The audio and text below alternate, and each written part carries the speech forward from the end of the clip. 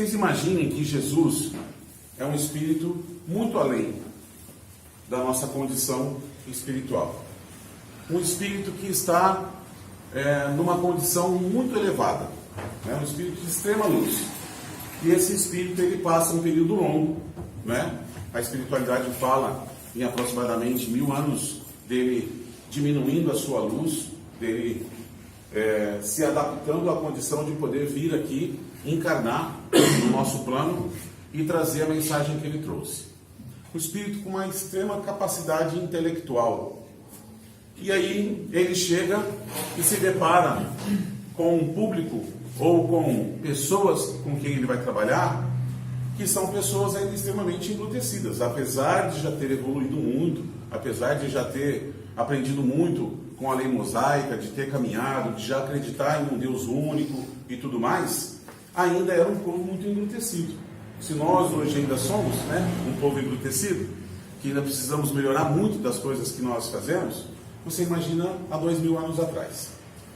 E aí ele tem inteligência, através das suas parábolas, de identificar pontos, de identificar situações do dia a dia das pessoas, e ele estabelece recados, ele estabelece ensinamentos, lições para nós, que nós há 2000 anos já estamos estudando isso, e cada vez que nós nos debruçamos sobre o seu evangelho, sobre suas parábolas, nós temos mais e mais coisas para descobrir, né?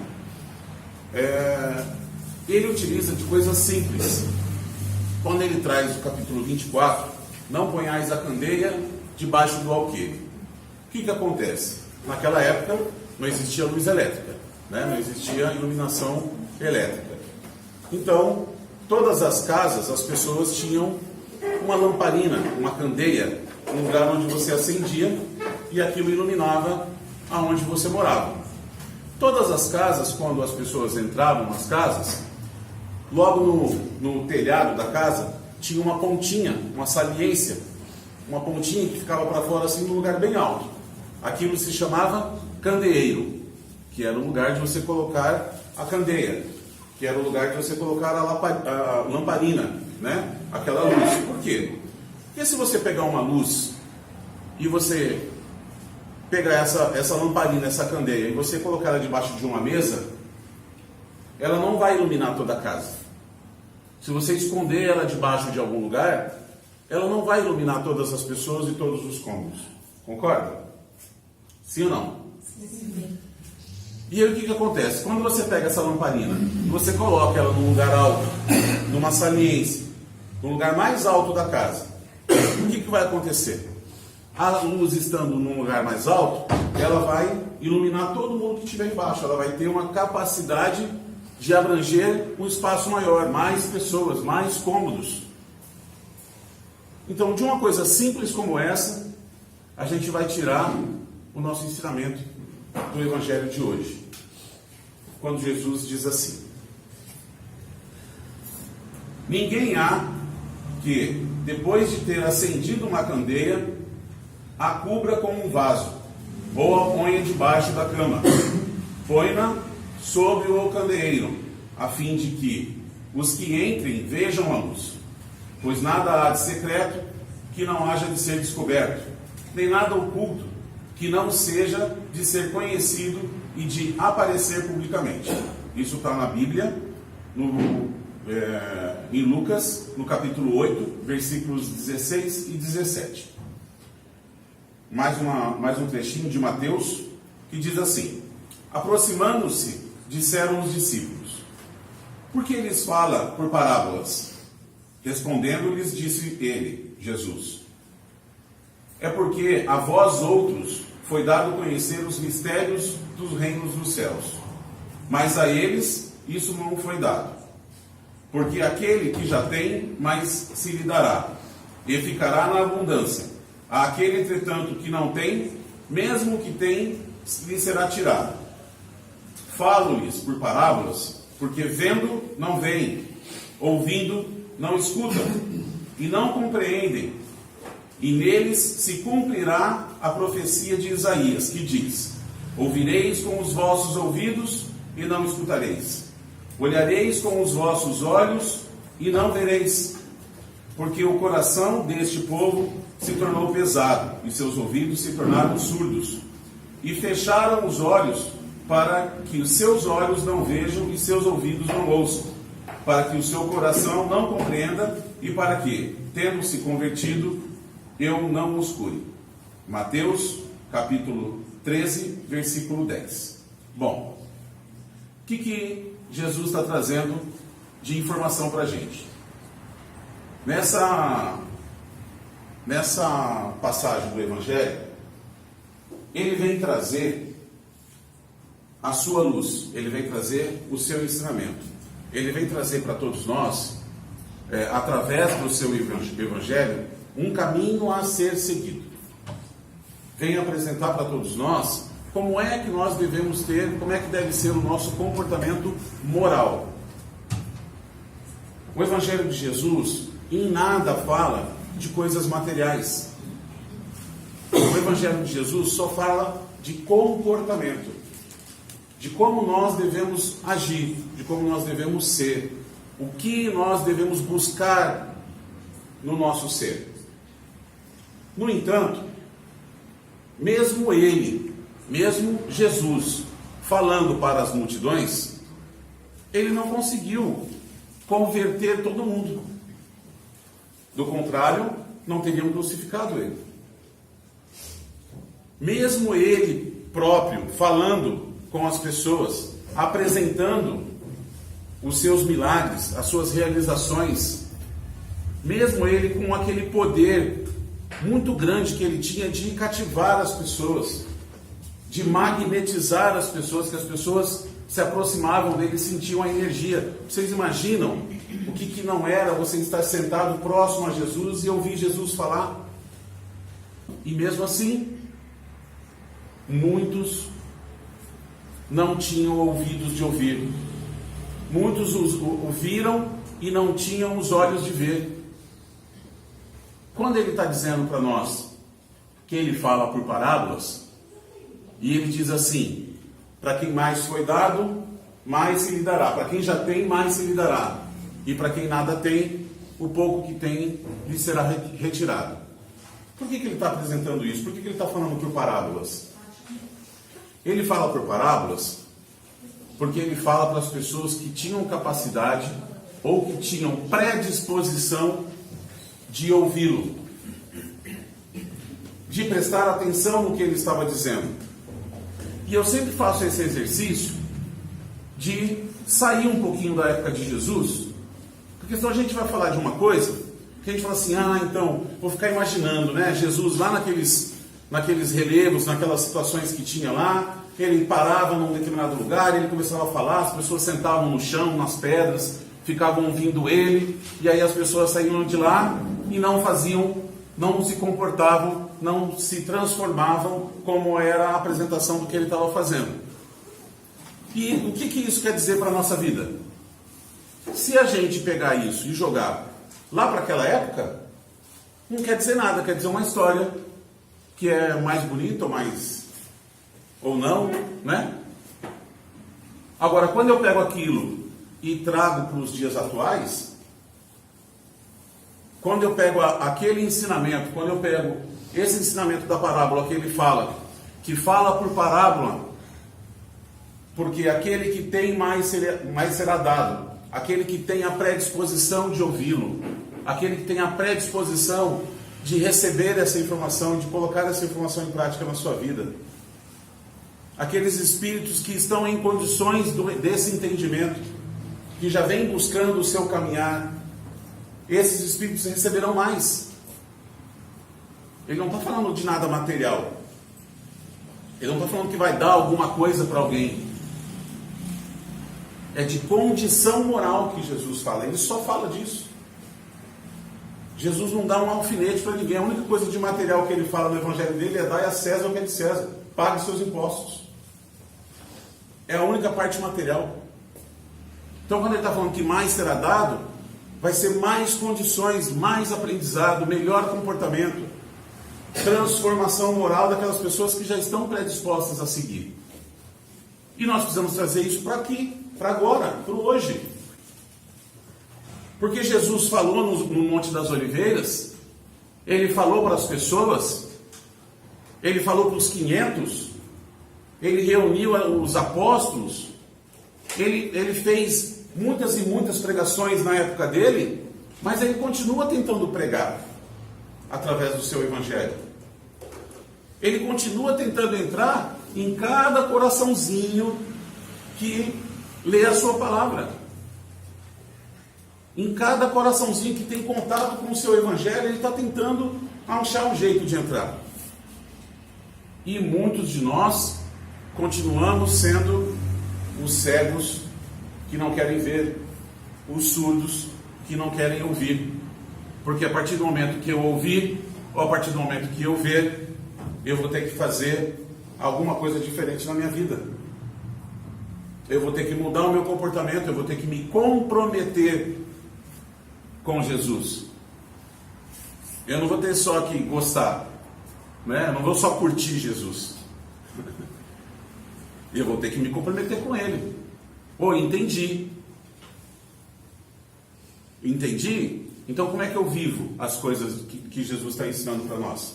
Por isso ele fala por parábolas. E muitos não estão em condições de entender os seus ensinamentos. Por isso ele fala.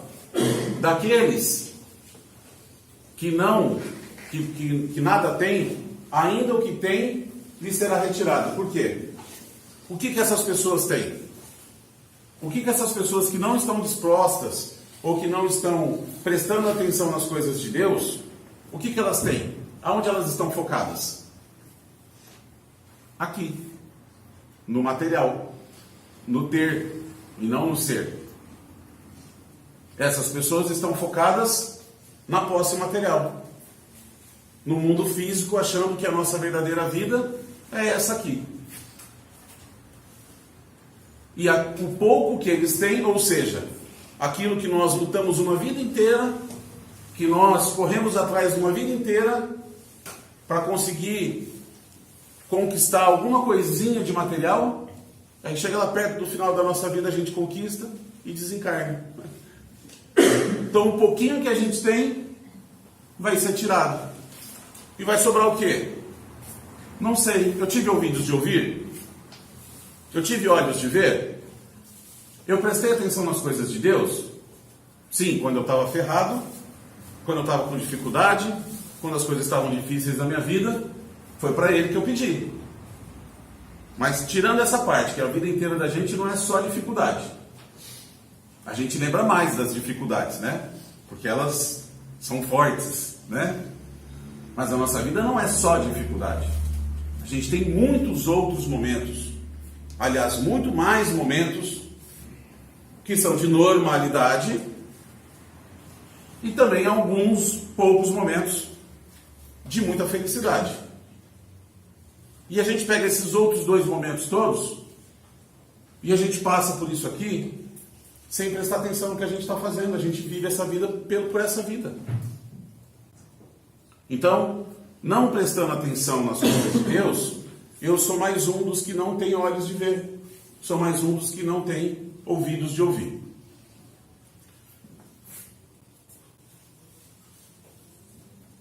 Uma outra coisa que ele vem falar para nós é que quando ele fala colocar a luz no candeeiro, é para que a luz, é para que o seu ensinamento possa iluminar as mentes das pessoas. Para que o seu ensinamento, a sua palavra, possa clarear o nosso viver.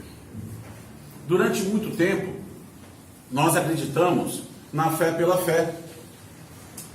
Isso fez parte já do nosso viver. Só que com a nossa evolução, com o passar do tempo, a gente vai se desenvolvendo, vai desenvolvendo a ciência, vai desenvolvendo a tecnologia. A gente também vai estudando mais. Os espíritos que vão reencarnando são espíritos mais apurados, mais preparados. É só ver a dificuldade que é essa molecada de hoje em dia, para a gente conseguir controlar, para a gente conseguir, né, São espíritos que vêm encarnando, são espíritos que estão à frente da gente. Espíritos, às vezes, mais evoluídos. Se não mais evoluídos moralmente, mais inteligentes, com certeza. E conforme avança a nossa inteligência, conforme avança a nossa tecnologia, não fará mais sentido a gente continuar crendo pelo crer. Por que muitos de nós estamos aqui? Porque tiveram perguntas que não foram respondidas. Porque tiveram coisas que nós queríamos entender e que simplesmente acreditar não resolvia mais. Eu queria saber um pouco mais. Eu entendo que Deus queira, mas eu não aceito mais que seja mistério de fé. Eu entendo que Ele queira e eu quero saber por que Ele quer. Ah, meu irmão, porque existe uma lei de causa e efeito, onde tudo que a gente planta, a gente colhe. Ah, é? É. Mas e se eu pedir perdão? Então, se você te pedir perdão, você será perdoado, mas vai ter que resgatar o que você fez. Eu não levo para o coração o que você fez de errado. Você está perdoado, mas a dívida que você contraiu, você precisa pagar.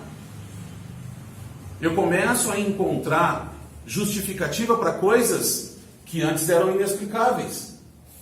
Por isso a razão precisa caminhar em conjunto. E a nossa doutrina, ela vem fazer essa ligação. O Espiritismo, ele vem fazer essa ligação entre ciência e religião. A nossa doutrina vem explicar para nós um outro Deus. Vem explicar, aliás, o mesmo Deus, só que de uma outra forma. Um Deus razão. Ação e reação. Plantio e colheita. Plantio e colheita é uma lei da natureza.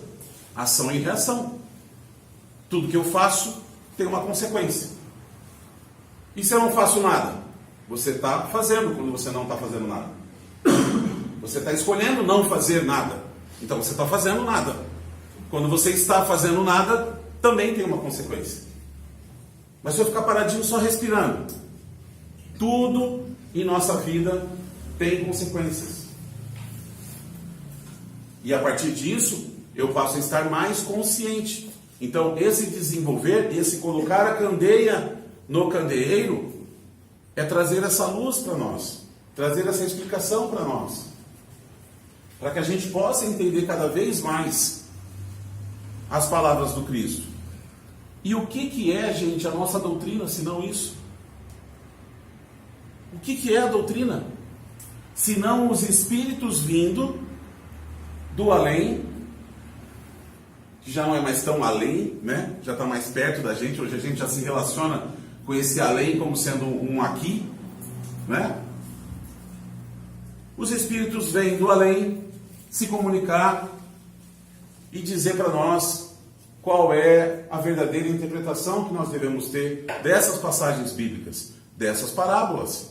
Quando nós pegamos o nosso evangelho, segundo o Espiritismo, no começo de cada evangelho, ou até no corpo de várias mensagens do evangelho, nós temos uma passagem bíblica com a instrução dos Espíritos, explicando para nós como nós deveríamos ter interpretado aquilo. Mas nós, por nossos interesses, né? Porque a gente às vezes fala assim, ah, mas a igreja tal, né? Mas a igreja tal não faz nada. Igreja de tijolo não traduz nada. Quem traduziram foram os homens que estavam lá, os seres humanos que estavam lá, certo? E quem é que estava lá? Uma boa parte de quem está aqui hoje, na doutrina, tentando reconstruir aquilo que nós fizemos errado no nosso passado. Então, quando eu aponto o dedo, é para mim que eu tenho que apontar. Quando a doutrina espírita vem explicar para nós, eles vêm fazer o quê? Colocar a candeia no candeeiro. Vem pegar essa luz que estava escondida, que nós escondemos, e vem colocar em cima do candeeiro para poder iluminar as nossas cabeças, para que a gente possa ter a compreensão exata do que é que nós tínhamos que entender. Vocês já viram o espírita falando sobre o espiritismo? Já viram algum espírita falando sobre o espiritismo?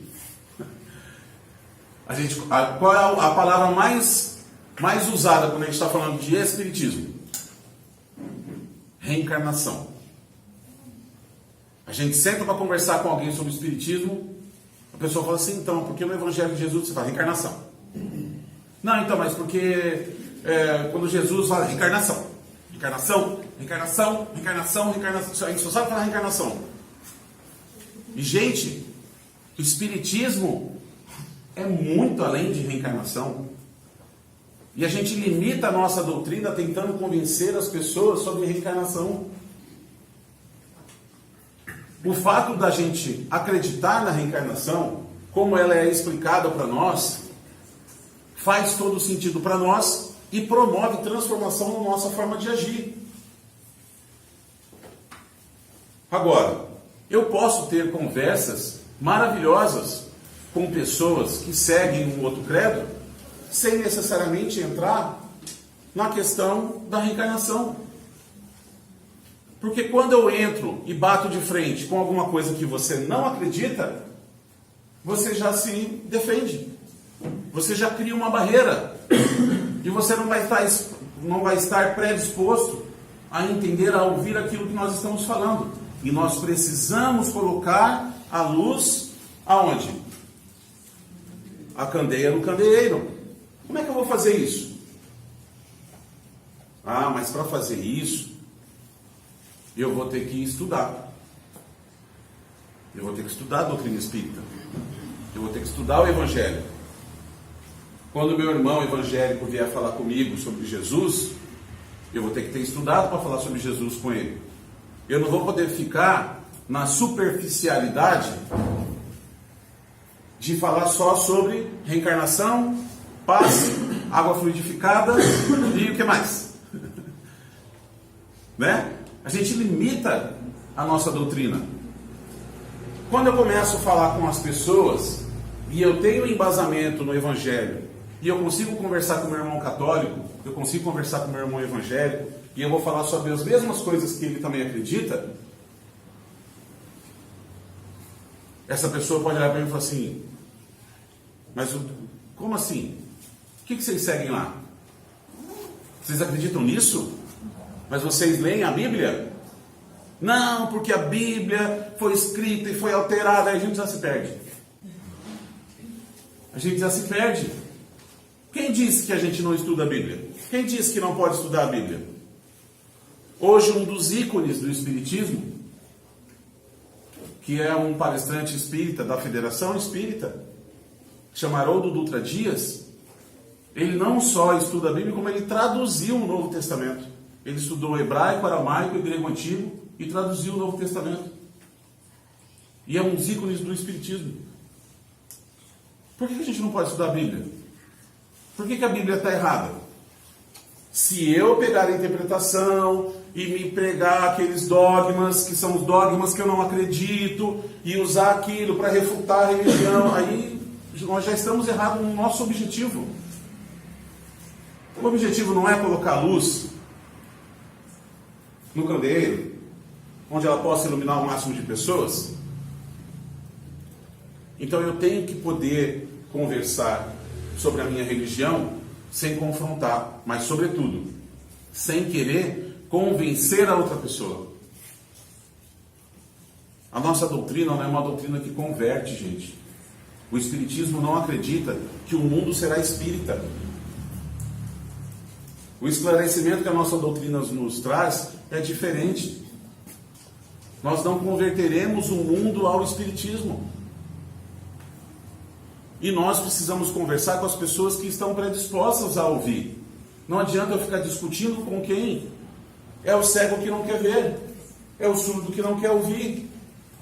Agora, mais do que isso, tem um ensinamento no nosso Evangelho, e nessa passagem especificamente, tem um ensinamento que é fantástico, que diz assim: fale para as pessoas, aliás, apresente o Espiritismo para as pessoas, convença as pessoas de que a nossa doutrina é maravilhosa, de que ela nos ensina coisas boas, de que ela nos dá todos os ensinamentos que o Cristo nos traz. Convença as pessoas. E se for preciso, fale com elas. Se for preciso, fale com elas. Ou seja, não é falando que eu vou convencer as pessoas. Através das nossas atitudes.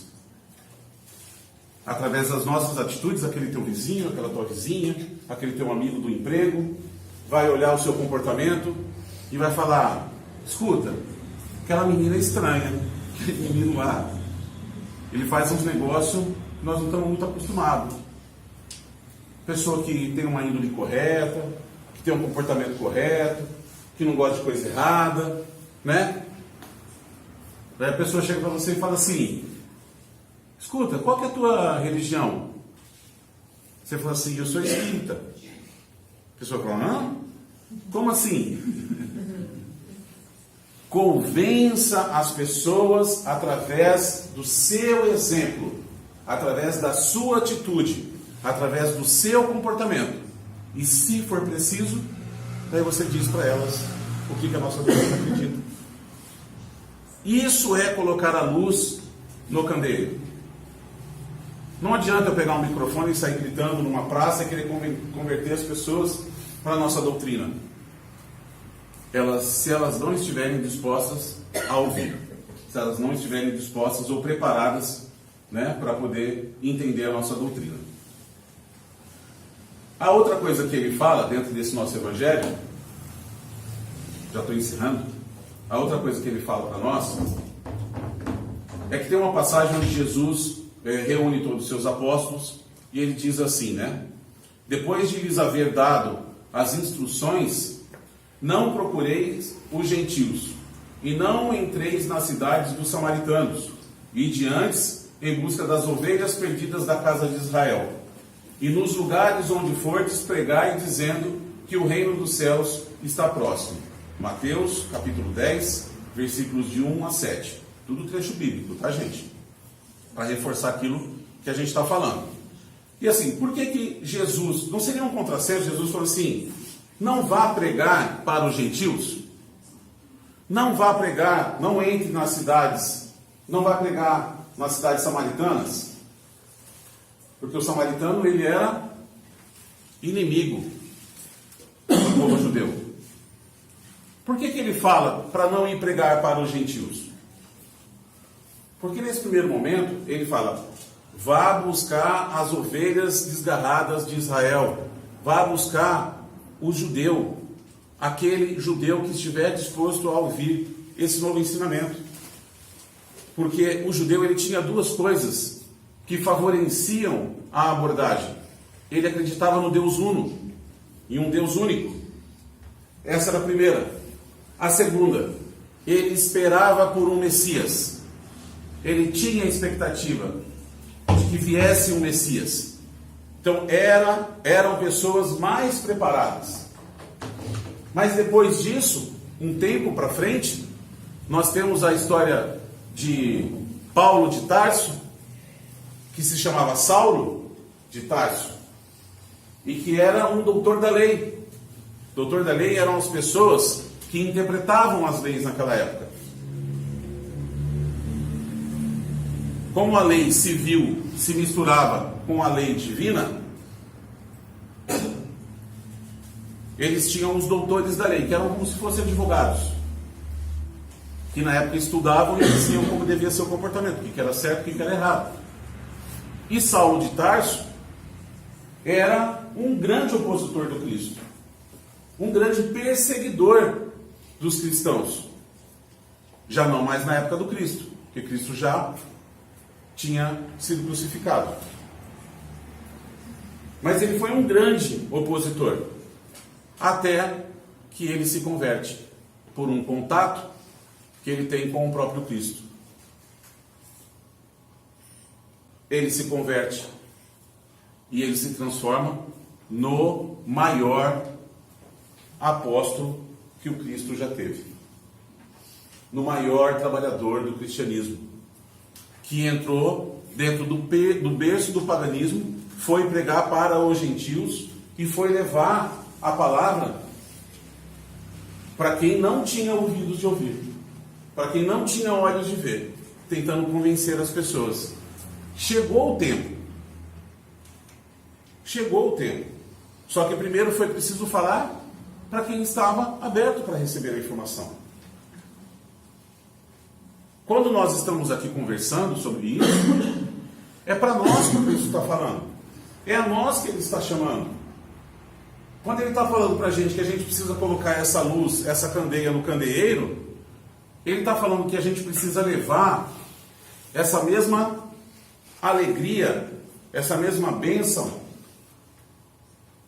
essa mesma luz que nós recebemos para as outras pessoas. Do contrário, nós estamos sendo egoístas. Essa luz que você vem aqui, que você recebe, essa proteção, esse cuidado, que você sai daqui mais leve, que você sai daqui feliz, que te faz reflexionar sobre as coisas da sua vida, que amanhã você acorda mais inspirado, que a sua semana é uma semana melhor porque você está aqui. Isso te faz bem? É a presença de Deus na sua vida? Então seja você a presença de Deus na vida de alguém, levando essa luz, esse conhecimento para as outras pessoas. E gente, quem são as pessoas que vão aparecer? Aí vai aparecer uma pessoa, aquela amiga, aquele amigo depressivo, que vai chegar para você. Sabe aquela pessoa que você pergunta para ela assim: e aí, tudo bem? Você não pergunta mais. Porque toda vez que você pergunta: e aí, tudo bem? Acabou a tua tarde, né? É a tarde inteira ouvindo a pessoa. É aquela pessoa que vai te procurar. Para quem Jesus falou? Ah, não, eu quero falar de Jesus, mas eu quero falar com pessoas que estão bem, que estão felizes, que estão alegres, que está tudo bem na vida delas. Essas pessoas não estão precisando do Cristo. Não que não precisem, mas elas não estão com olhos de ver e elas não estão com ouvidos de ouvir. Quando a gente está passando pela dificuldade, é a hora que a gente olha para o céu.